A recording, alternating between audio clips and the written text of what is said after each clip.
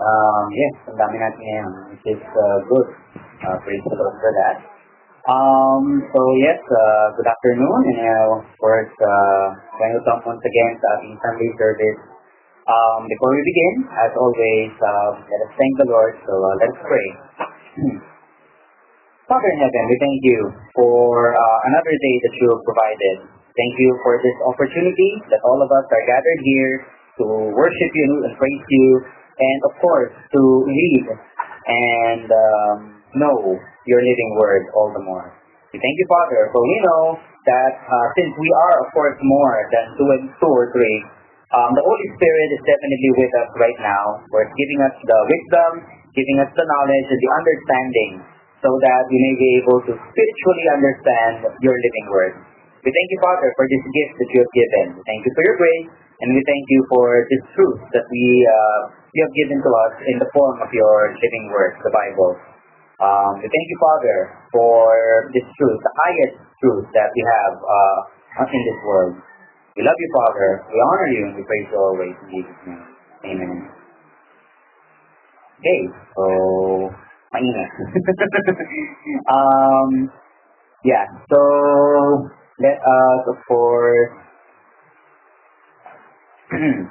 open our Bibles. Of course, kailangan lagi tayo may Bible.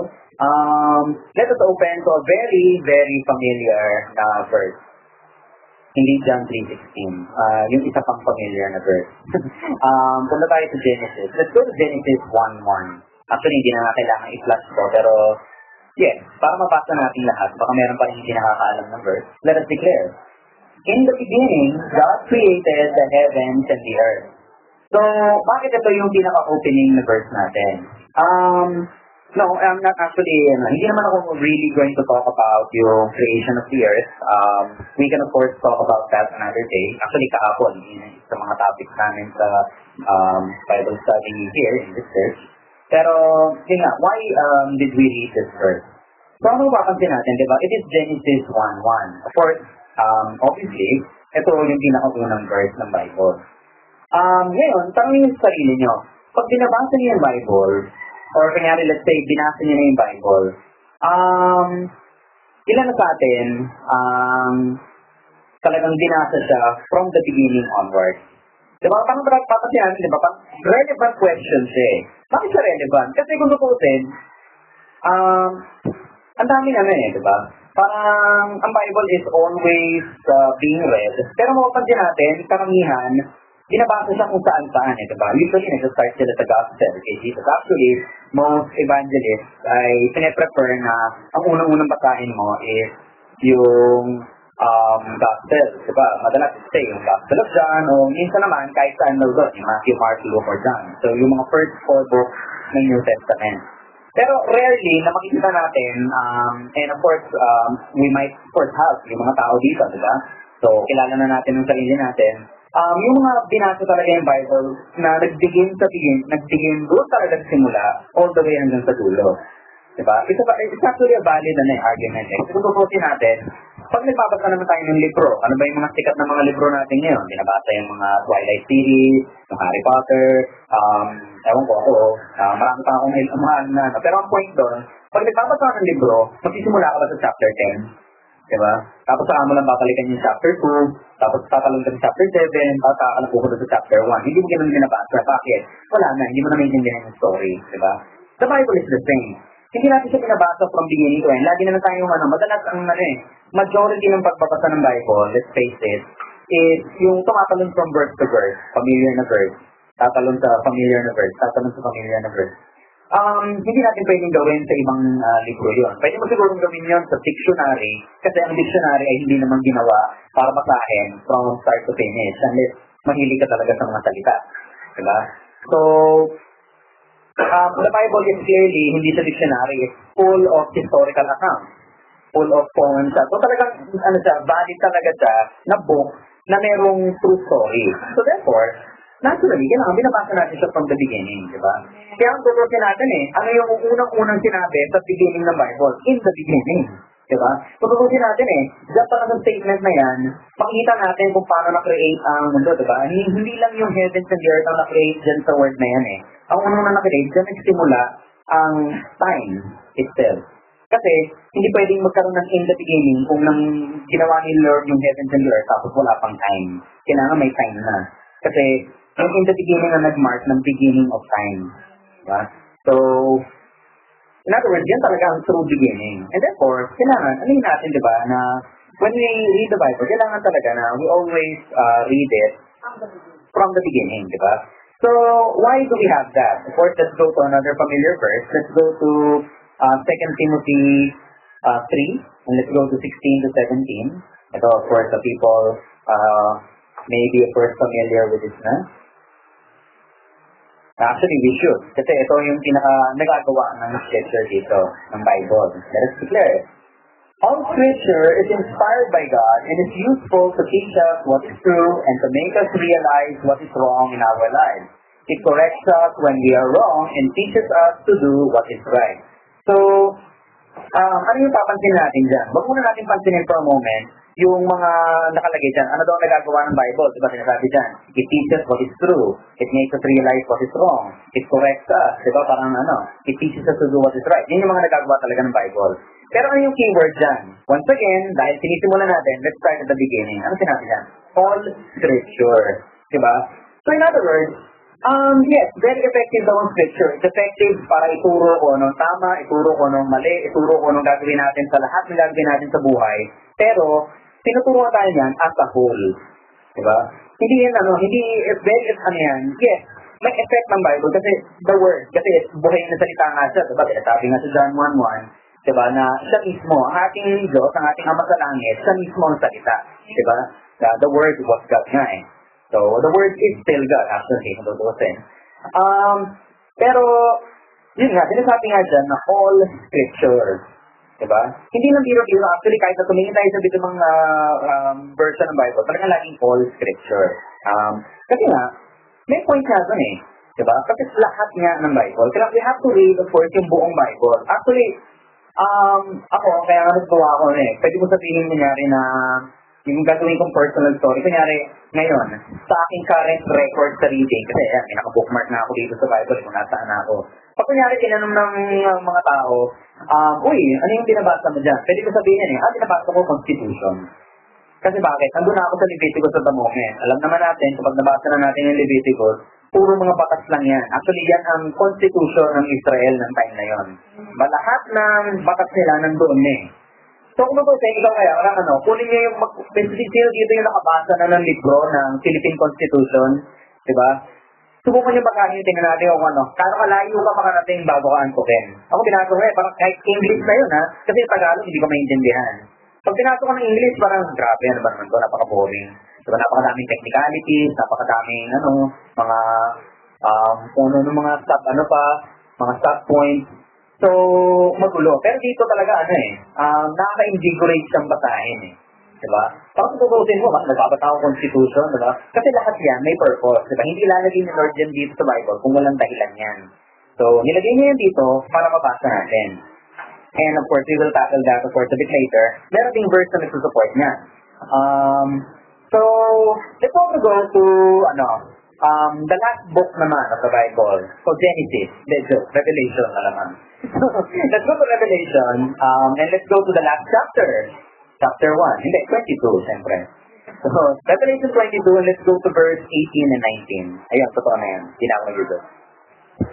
Okay, Revelation 22, 18 to 19. Okay, let's declare. And I solemnly declare to everyone who hears the words of prophecy written in this book, if anyone adds anything to what is written here, God will add to that person the plagues described in this book. And verse 19, and if anyone removes any of the words from this book of prophecy, God will remove that person's share in the tree of life and in the holy city that are described in this book. Actually, sa mga tao nagbabasa ng Bible, familiar na rin dito, diba? Talagang sinasabi talaga ng Bible na ipinagbabawal yung pagdadagdag at pagtatanggal ng mga salita. Kung ano yun nandito, dapat yun na yun. Diba? Wala ka nang ilalagay yun, wala ka nang idadagdag, meaning, of course, kung ano yung nakasulat, it's complete na. And at the same time, wala ka na rin tatanggalin, diba? Kung nilagay ni Lord dyan, may dahilan kung bakit nandyan yan. So, most likely, kailangan nating basahin na sis. Pero, i-analyze natin yung verse. maano natin dyan na kahit na hindi tayo, merong nabibreak natin to eh. For example, yung unang-una, diba sinabi dyan, huwag daw natin dadagdagan ang sinasabi ng Bible. And yet, matitingnan natin na nowadays, sa culture natin, sikat na sikat ang reinterpretation ng Bible. Diba? Meron tayong mga ibang religions na ginagamit din ng Bible, pero iba ang pagkakapaniwala nila. Diba? Case in point, tingnan natin ang iglesia. Diba? Iglesia ni Batman. Iglesia ni Cristo. So, yun nga. Tingin nyo, kapag kunyari, ginagamit din nila yung mga verse sa Bible, pero ginagamit nila yun para i-interpret na si Jesus ay tao lang. Diba? Of course, pag pinasa naman natin ang verse sa Bible, yes, merong mga mention doon na sinasabi na Jesus is the Son of Man. Pero, sinasabi rin naman doon na Jesus is the Son of God. So, parang doon pa lang, nare-refute na. Diba? Parang baliktad na agad. Natumba na yung argument nila doon. Pero yun nga, diba? Ang mga tao ay nagdadagdag ng sarili nilang mga knowledge para gamitin dito sa Bible. Marami tayong makikita mga ganyan. Tandaan natin na yung mga tao na sinusuportahan ang homosexuality, ang pagkabading, Bible verse din na nagagamit din nila. Ang pinaka-favorite na Bible verse nila, yung sinabi na, nang tinanong si Jesus, diba, na ano daw ang greatest commandment. Sinabi ni Jesus, diba, na unang-una, love the Lord your God with all your heart, all your mind, diba, all your soul. And then, at the same time, sabi niya yung second greatest commandment is love your neighbor as yourself. Yun ang ginagamit nila. Sabi, hindi naman sinabi ni Jesus na mahalin mo ang lalaki pag babae ka at mahalin mo ang babae pag lalaki ka, diba? So, sinabi niya lang doon, love your neighbor. Yun ang ginagamit ng depensa. Pero, siyempre, alam naman natin na sa iba't ibang part ng Bible ay nandun nga, sinasabi na kinokondemn talaga ang homosexuality, di ba? So, kung ulitin yung argument na yun. So, yung mga tao, nagdadagdag na sila ng idea nila. So, in-interpret nila na, hindi, actually, itong verse na to, sinasabi ganito eh. Yung verse na to, ganito talaga ang tunay na sinasabi niyan. And the thing is na, sinasabi ng Bible na, isa lang ang interpretation ng Bible, di ba? Kasi diba, kung paano sinabi ni Lord, yun na yun. So, ang only way lang na ma-interpret natin yan is kung paano sinabi ni Lord. And yes, binigyan niya tayo ng ability na yun. Actually, the verse is also there. And dito naman tayo sa verse 19. Diba sinabi nga dyan, if anyone removes, sabihin natin, paano kung nag-break yan? Wala naman akong tinatanggal sa Bible. After Rosen, medyo guilty na marami dyan di ba? Kung hindi natin binabasa ang buong Bible, hindi pa parang tinatanggal na rin natin ibang part. Ayoko basahin to. Ayoko basahin to. Ito, may magandang verse to. Dito ako nagbabasa. Binabasa yung Isaiah, binabasa yung Psalms, binabasa yung Proverbs. Pero, binabasa ba yung mga ibang book? Binabasa ba yung katulad yan, Leviticus? Yung Leviticus talaga. Unang nagkakamto mind kasi mahirap nakahanap na memory verse sa Leviticus eh. Meron, yes. Pag binasa mo talaga siya, meron siyang pero mostly puro mga yan eh. Yung mga old covenant laws nila. So, yun nga, diba? Sinasabi nga, anyone removes the word from this book of prophecy, God will remove that person's share in the tree of life and in the holy secret that are described in this book. So, parang hindi na natin na-realize. So, hindi natin binabasa yung buong Bible. Parang yan ang ginagawa natin. Diba tinatanggal na natin yung mga parts eh. Tayo na yung pumipili. Ito na lang ang basahin nyo. Para mag-save ang kailangan basahin nyo yung gospel kasi nandiyan ang story ni Jesus. So, parang pumipili. Sino na yung authority ngayon? Yung Bible ba o yung tao? Tao na. Diba? So, therefore, sabihin natin na hindi. Ito ang highest authority. Si Lord ang highest authority. Eh, sino nag-interpret ng Bible niya? Tao. Eh, di wala na. Tao na naging highest authority. Patay na tayo dyan. Diba? So, kumbaga, masasabi naman natin sa modern expression, hiyan-hiya naman ako sa inyo. Diba? So, yun nga. We can of course consider na isang form of removing ng mga words of scripture, ang na talagang purposefully, nilineglect na natin kung ano yung nakasulat, diba? Ano yung mangyayari dyan sa Let's go to one example sa mga nangyayari dito sa Let's go to Matthew 22. Pupunta rin ako doon. Matthew 22 verse 29. So dahil Matthew 22, story ni Elijah to. Then malamang si Jesus. Diba? So, let's go to Matthew 22. Lipat ko din doon. Verse 29. Ayun, naunahan ako ng ating projector ministry. Okay. Lahat ng work dito ay ministry. So, music ministry, meron tayong projector ministry, meron din tayong chair ministry, nag-aayos ng chair. Okay, lahat yan. Okay, so let's declare the word. Jesus replied, your mistake is that you don't know the scriptures and you don't know the power of God. Pipili ko lang yung context ng ba't sinabi ni Jesus to kasi medyo mahaba, marami tayong papasahin dyan. Meron pa tayong mga ibang verse. Ito yung part dito sa story na yung tinest si Jesus ng mga Sadducees. Yung mga Sadducees, diba, sila yung hindi sila naniniwala sa resurrection. Kasi ang Sadducees, pinapaniwalaan lang nila as divine scripture, yun na, yung talagang sinulat ng Diyos, yung first 5 books lang ng Bible, yung mga sinulat ni Moses, yung Pentateuch, diba? So, basically, yung Genesis, Exodus, Leviticus, Numbers, Deuteronomy, yun lang. So, yun lang yung sino-consider nila na holy books to the Bible, yung talagang inspired by God, everything else, hindi na. Yung mga Isaiah, hindi na yun.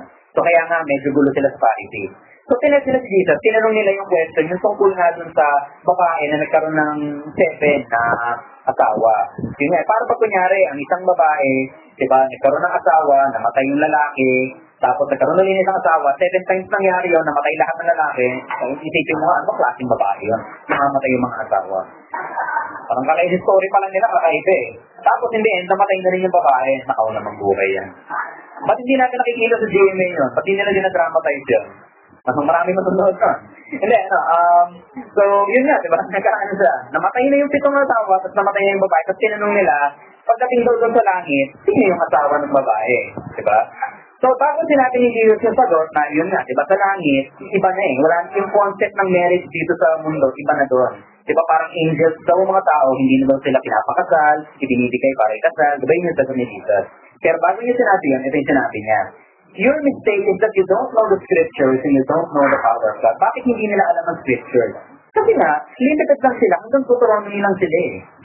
Talagang ang Pharisees, kahit na dami nilang mga shortcomings, dami nilang dinagdag dun sa mga laws ni Moses, nonetheless, kinukonsider nila lahat ng scripture as inspired by God. Sila, wala lang. Talagang first 5 lang. Diba kung makita natin, diba, parang very familiar, diba? Ano din sila eh? Example din sila ng mga tao na piling-pili lang basahin ng Bible kung ano lang ang matipuan yun ang binabasa. So, wala na. At a term, they don't know the scriptures. Pwede natin, pwede natin sabihin na alam ng mga Sadducees yung 5 na yun. Baka sakaling memorize na nila yung 5 books na yun. Nonetheless, sinabi ko kayo, you don't know the scriptures. And in effect, pag hindi mo alam yun, you don't know the power of God. Diba? So, let us go to another verse. For example, let's go to Hebrews 5. Let's go to Hebrews 5 and let's go to verse 13. Okay, and let us declare the word. For someone who lives on milk is still an infant and doesn't know how to do what is right. And then let's go to verse 14, NIV, please. I like it better NIV in this case.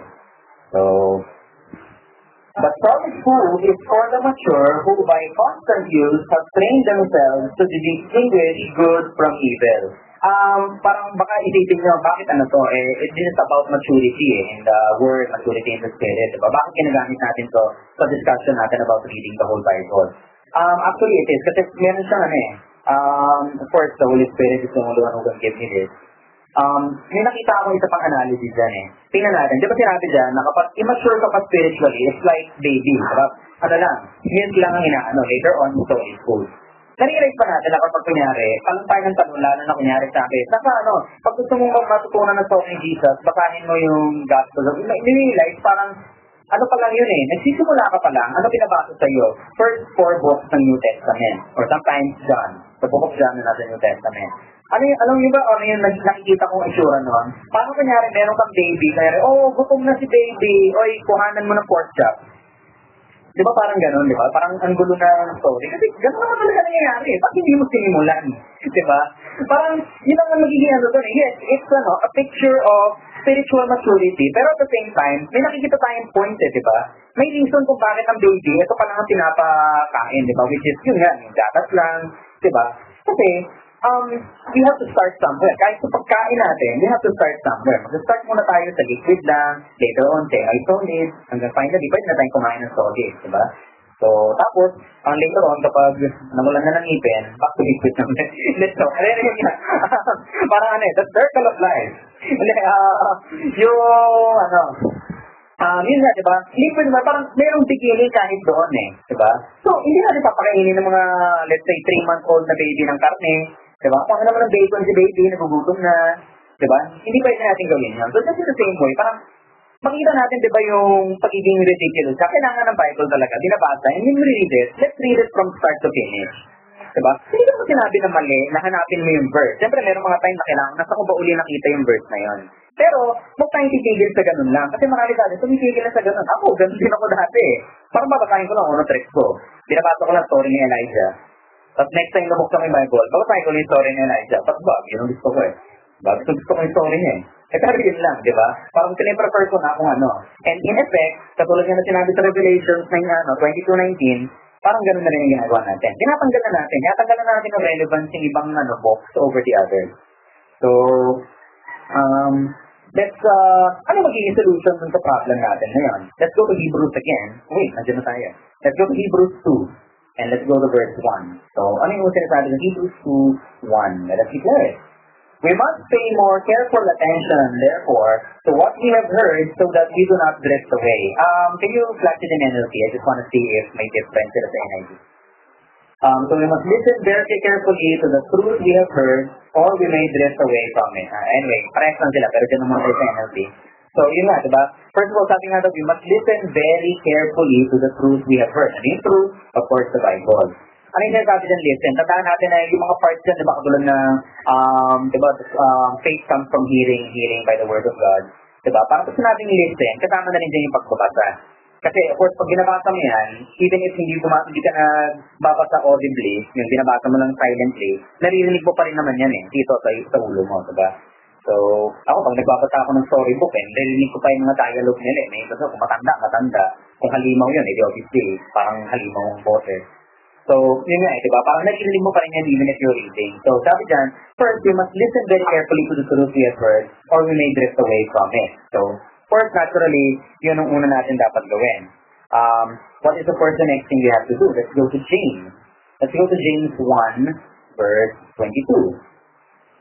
So, James 1:22. Let us declare the word. But don't just listen to God's word. You must do what it says. Otherwise, you are only fooling yourself. So, very self-explanatory na, diba? Don't just listen to God's word, you must do what it says. Pagkatapos natin basahin carefully, according dun sa Hebrews 2:1, ngayon naman daw sabi, you must do what it says. Ngayon, ano ang sinasabi ng Bible? Yes, alam ko, sinasabi nga love your neighbor as yourself, pero ang topic natin is about reading yung Bible, diba? And not skipping dun lang sa mga magagandang parts. Let's go to Jeremiah. Let's go to Jeremiah 23, verse 28. Jeremiah 23:28. Okay, let us declare. Let these false prophets tell their dreams, but let my true messengers faithfully proclaim my every word.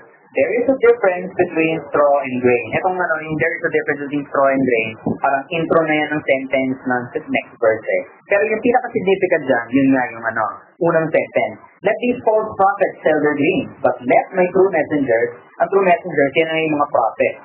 So, pero in effect, it affects all Christians It sabi dyan, they should faithfully proclaim my every word. Once again, nandiyan na naman, katulad sa 2 Timothy, sabi all scripture.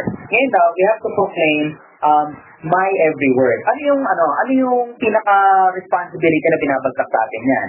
It means, na kailangan, pag tayo binabasa natin yan, kailangan every word. Why? Kasi dito sinasabi, proclaim every word. Tandaan natin na ang anong binigay sa atin na isa sa mga responsibilities na binigay sa atin ni Jesus, yung Great Commission, di ba? Diba, sinabi sa atin na pag tayo ay na-save na, kailangan mag-work din tayo para yung mga kasama natin sa mundo na hindi pa save ay pakilala din si Lord, diba? It's the Great Commission So, yun nga, we have to proclaim every word. Diba? So, sabihin natin, ginagawa naman talaga yan Really? Tingnan niyo yung mga pinakasikat na mga Bible kapag naging evangelize. Tingnan niyo kung ano yung laman niyan. Ano yung mga laman ng mga pinakamaliliit na Bible, yung pinakamadadaling dalhin? Ang madalas na nakikita natin dyan, First of all, nandyan yung Gospel, di ba? Or nandyan yung New Testament. Yung New Testament, tapos may kasamang Psalms and Proverbs. Ano nangyari kay Genesis? Parang pag kunyari, yan binigay mong Bible dun sa isang bagong Christian. At sinabi, ba't ko kailangan to? Kasi sinasabi dito, ang buhay at pagiging Diyos ni Jesus, ni Jesus. Diba? Bakit ko kailangan siya makilala? Kasi tandaan natin na kailangan tanggapin mo siya para, of course, mapatawad ang mga kasalanan mo at ikaw maligtas.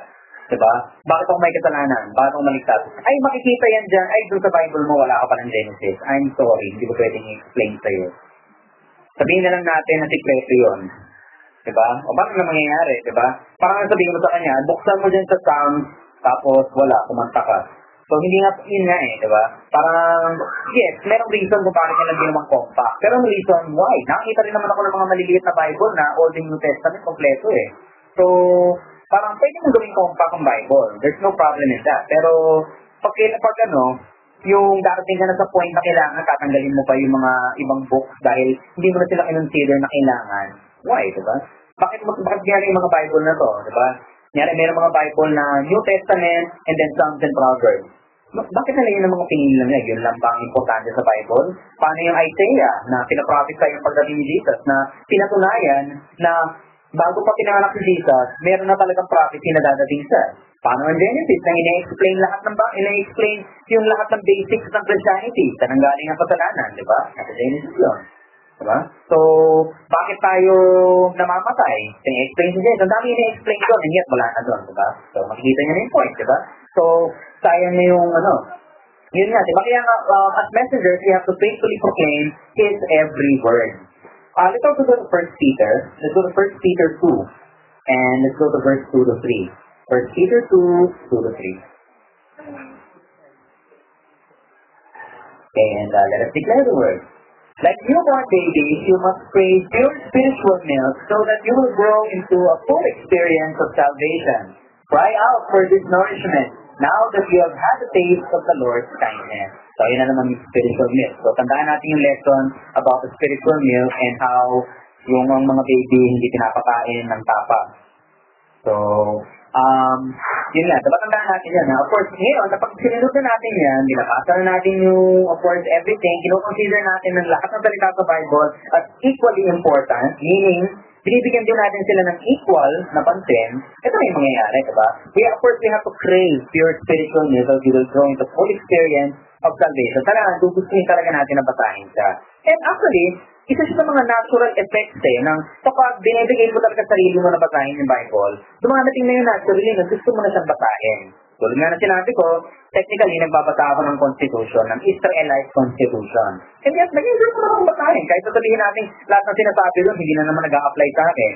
Diba? Pag kunyari, magkamali ako, hindi ka naman i-expect na yung mga taga-Andrea, dadalhin ako sa labas ng Andrea at papatuhin hanggang mamatay. Diba? Hindi na ako natatakot na gano'n kasi hindi na siya nag-a-apply ng in that method. Pero in a sense, ang sarap niya pa rin basahin So, dumadating na. So, yun ang magiging effect You want it more. Kasi nga, diba sinabi din naman ng Bible na kapag na-experience mo na ang mga gifts ng Holy Spirit, parang pag umalis ka pa, parang kaimutan na yun. So, kasi nga, maganda na nga And yun nga rin yung reason kung bakit hindi ka pwedeng maniwala din sa diba? Yung mga near-death experience. Nakapunta sa heaven at bumalik. Nandun ka na sa heaven, pag bumalik ka pa. Diba? Lagi dinidescribe sa Bible ang heaven na, napakaganda. Talagang glory of God ang nandoon.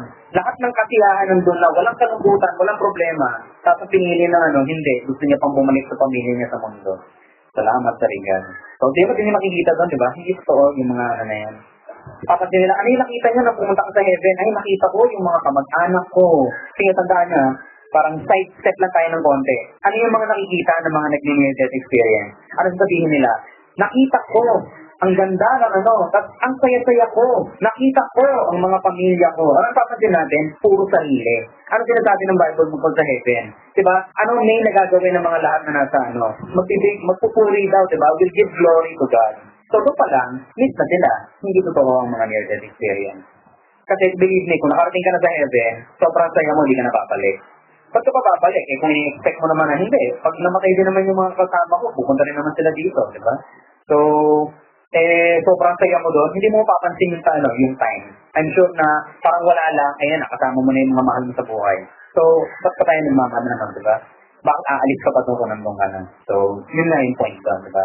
And yeah, yung gano'n, kukunik ko na rin yun dito sa lesson natin ngayon, yung mga ganyang learner experience, isang example din siya ng mga tao na, yes, they may be Christians, pero hindi naman nila pinag-aaralan lahat ng parts ng Bible. Namimiss tuloy nila. Ngayon tuloy. Yan, naalala ko tuloy. Diba, nag-iiging kung sino nakapalitan ng yung book na tungkol dun sa batang nag-near-death experience yung Heaven is for Real. Naging libro yun, si Colton Burpo yung bata yun. Naging libro yun, tapos ngayon naging movie na siya. Actually, naging blockbuster hit nga daw siya na nag-showing siya recently sa States. Kaya kung ipapalabas na yun dito. So, sana wag na. So, yun nga, naging best-selling naging best-selling book, at ngayon, sikat na movie siya. Diba, kita natin kung paano nagiging deceived ng mga tao just because hindi nila nababasa yung mga parts sa Bible tungkol sa heaven. Bakit? Siguro kasi yung mga verse na yun hindi masyadong sikat compared to John 3:16, to Genesis 1:1, sa mga diba? Baka hindi sila masyadong sikat, Psalm 23. So, hindi na sila nabasa, yun tuloy, hindi nila alam kung ano talaga paano talaga ang itsura ng heaven o paano ang mangyayari kapag nandun ka na sa langit. So, nakakalungkot, diba?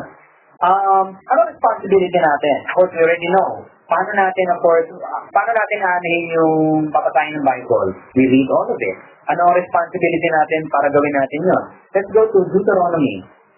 So, Deuteronomy 29:29. Let us declare the word. The Lord our God has secrets known to no one. We are not accountable for them. But we and our children are accountable forever for all that He has revealed to us, so that we may obey all the terms of these instructions. So sinabi dyan, wag na natin daw anihin. Meron talagang mga efforts, tama naman, diba sinusupport ng Bible yun. There are things na meron talagang effort mga bagay na hindi ni-reveal si Lord. And yun, sabi, hindi mo tayo accountable doon. Huwag na natin masyadong pansinin yun. May reason doon. We of course have the mind of Christ. Pero meron talagang mga bagay na hindi na talaga sa atin pinalam. Pero sinabi dyan, doon sa mga things na pinalam, which is paano natin malalaman yon, the Bible of course. Diba sabi doon, we are of course, as the children, diba, we and our children, lahat tayo, are accountable forever, lahat, habang buhay, for all that He has revealed to us. So that we may obey all the terms of these instructions. Dalawang beses pa ginamit yung all. So, accountable daw tayo. Ibig sabihin talaga responsibility natin lahat ng salita. Diba? So, ayun, ang dami natin actually na gamit na verse. And they all say the same thing, diba? Ang Bible, of course, maganda na nakaka-memorize tayo ng mga memory verse. Pero nonetheless, diba, basahin natin sa lahat. Kahit yung mga nasa Chronicles, na puro lista lang ng mga tao na hindi naman natin kilala, na hindi naman sumulpot sa ibang part ng Bible, nonetheless, may reason kung ba't nandyan yan. Basahin natin yan. Kapag gusto talaga nating maintindihan ng Bible, believe me, gustuhin mong basahin yan. Hindi ka tatama din. And of course, how do we of course read it? We need of course, let's go to John 16:13. So, let us of course end it with this verse. Basahin natin. When the Spirit of truth comes, He will guide you into all truth. He will not speak on His own, but will tell you what He has heard. He will tell you about the future. So, yun nga daw, when we read it, kailangan natin ng guidance ng Holy Spirit. Yun na yung yung about dun sa minention natin kanina, di ba, about iba't ibang interpretation. Di ba? Bakit nagkakaroon ng iba't ibang interpretation? Kasi iba't iba ang tao na nag-i-interpret. Di ba? Parang patuloy nga diniscuss namin dun sa Bible study, sa prayer and fasting, prayer and fasting pala yun, nag-iintila na Bible study. Prayer and fasting, last night, parang, di ba, dalawa lang naman talaga ang religion sa mundo eh. It's either the religion of God's word and the religion of man's word. Di ba? Kumbaga, salita ng tao or interpretations niya lang, and of course, yung salita ng Diyos. Kung paano talaga sinabi ni Lord yung salita niya. So, yun lang naman ang dalawang na yan eh. Pwede mo nang i-classify lahat ng religion sa mundo, either for that or that. Diba? Kasi mga beliefs lang yan. So, yun. Sinabi dyan na we need, of course, the guidance of the Holy Spirit. Sinasabi natin na, wait, Kristiyano na ako. I already have the Holy Spirit. It depends. Paano ka ba talaga naging Kristiyano in the first place? Yes, diba, tinanggap mo na si Jesus. Have you accepted Him completely? Sabihin ng iba, parang medyo ano naman yun, medyo kalokohang question yun. Of course, tinanggap ko si Jesus completely. Pero, yun nga we have to, of course, declare it talaga, and of course, have knowledge about paano ba talaga tumanggap si Jesus, diba? So, kasi we need the Holy Spirit. Lagi i-emphasize ng Bible na kapag umakita si Jesus, bababa ang Holy Spirit. Diba? At at the same time, nakakalimutan ng mga tao na doon sa pag binasa niyo yung Acts, at actually, kahit basahin niyo yung Gospels, diba? Yung Holy Spirit ay dumating pa din sa mga Christians na. Diba? Kailan unang-unang, yung manifestation ng Holy Spirit. Diba yun yung nagpe-pray yung mga Christians doon sa upper room, diba? And then suddenly, nagkaroon ng mga apoy dun sa ulo nila, tongues of fire, diba? Yun na yung manifestation ng Holy Spirit. Pero tandaan natin, Christians na sila. So, basically, ano sinasabi nun? You can be a Christian, pero incomplete ka. Why? Kasi hindi mo pa nakukuha ang Holy Spirit. Diba? So, yes, the Holy Spirit is required. You have to accept of course, the Holy Spirit. You have to have the baptism of the Holy Spirit, just like the same way na dinaptize tayo, of course, in the name of the Father and of the Son. Kasi parang baptize kayo in the name of the Father and of the Son. Ano nangyari sa Holy Spirit? Hindi, nandyan lang yun. Kasi, siyempre, kailangan kasama si Holy Spirit, diba? So, that's of course important. So, basahin natin ang buong Bible, and maintindihan natin lahat yan, but, magagawa lang natin yun, yung talagang pag-intindi na Christ-like, yung talagang reading with the mind of Christ, if meron tayong, of course, Holy Spirit dito sa buhay natin, diba? So, yes, first let us pray, and yes, since na-mention ko na rin, I'd like to ask, of course, as I always do, diba, na for every one of us na hindi pa talaga na-experience yung truth na to, diba, tandaan natin na kahit si Jesus, kailangan i-receive niya muna ang Holy Spirit. Basahin nyo, sinusupport ng Matthew, Mark, Luke, and John, bago dumating lahat ng miracles si Jesus, nangyari muna yung baptism niya na kasama si John na bumaba yung Holy Spirit.